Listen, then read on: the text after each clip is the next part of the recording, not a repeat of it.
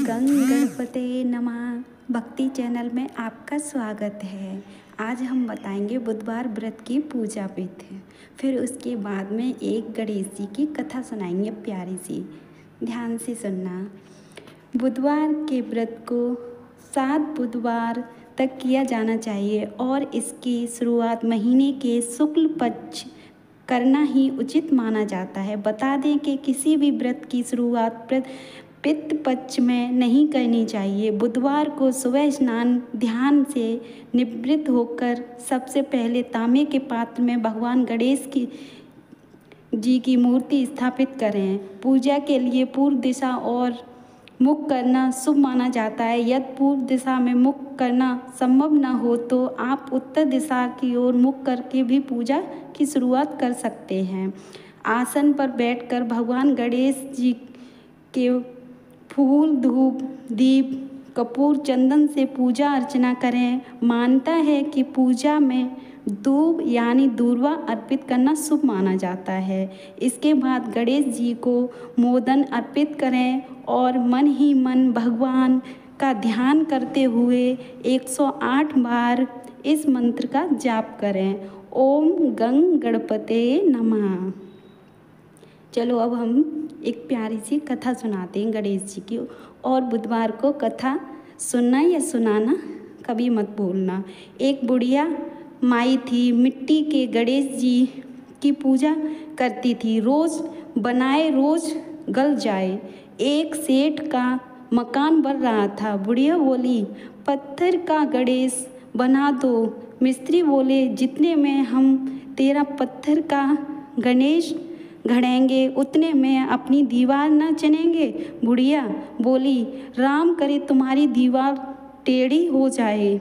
अब उनकी दीवार टेढ़ी हो गई। वो चिने और ढा देवें, चिने और ढा देवें। इस तरह करते करते शाम हो गई। शाम को सेठ आया। उसने कहा, आज कुछ भी नहीं किया? वह कहने लगे, एक बुढ़िया आई थी, वह कह रही थी मेरा पत्थर का गणेश गढ़ा दो। हमने नहीं गढ़ा तो उसने कहा तुम्हारी दीवार टेढ़ी हो जाए। तब वो दीवार सीधी नहीं बन रही है, बनाते हैं और ढा देते हैं। सेठ ने बुढ़िया बुलवाई। सेठ ने कहा, हम तेरा सोने का गणेश गढ़ देंगे, तुम हमारी दीवार सीधी कर दो। सेठ ने बुढ़िया को सोने का गणेश गढ़ दिया। सेठ की दीवार सीधी हो गई। जैसे सेठ की दीवार सीधी की वैसे सबकी करना। एक समय की बात है, एक व्यक्ति का विवाह हुए कई वर्ष बीत गए। विवाह के बाद उसकी पत्नी एक बार अपने मायके गई हुई थी। पत्नी के मायके में रहने के कई दिनों बाद उसका अपनी पत्नी को विदा करवाने के लिए ससुराल पहुंचा। ससुराल में कुछ दिन तक रहने के बाद वह पत्नी को मायके से विदा करने की बात अपने सास ससुर से कही। बुधवार का दिन होने के कारण उसके सास ससुर ने कहा कि इस दिन बेटी ससुराल नहीं जा सकती, इस कारण विदाई नहीं हो सकती। लेकिन वह व्यक्ति नहीं माना और अपनी पत्नी को मायके से विदा कराकर अपने घर की तरफ चल दिया। रास्ते में जाते वक्त पत्नी को बहुत तेज से प्यास लगी। तब पानी की तलाश में इधर उधर भटकने लगा। काफ़ी देर के बाद जब वह पानी लेकर वापस लौटा तो उसने देखा कि पत्नी के पास उसी की वेशभूषा में कोई अन्य व्यक्ति पत्नी के संग बैठकर बातें करता हुआ दिखाई दिया। दोनों व्यक्ति आपस में लड़ने लगे।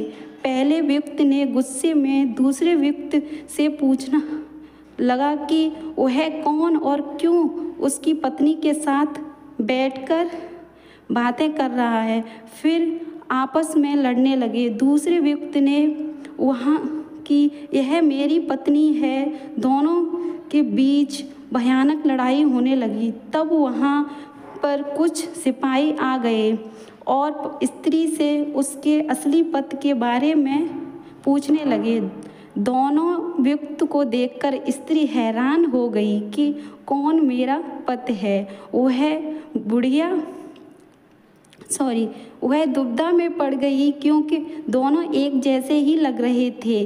तब पहला व्यक्ति परेशान होकर मन में कहा कि भगवान, ये आपकी कैसी लीला है। तभी आकाशवाणी हुई कि बुधवार के दिन पत्नी को विदा करवा कर नहीं ले जाना चाहिए था। यह सब सुनकर पहला व्यक्ति समझ गया कि यह भगवान बुद्ध की लीला है। फिर वह व्यक्ति बुद्ध देव से प्रार्थना करने लगा और क्षमा मांगने लगा। फिर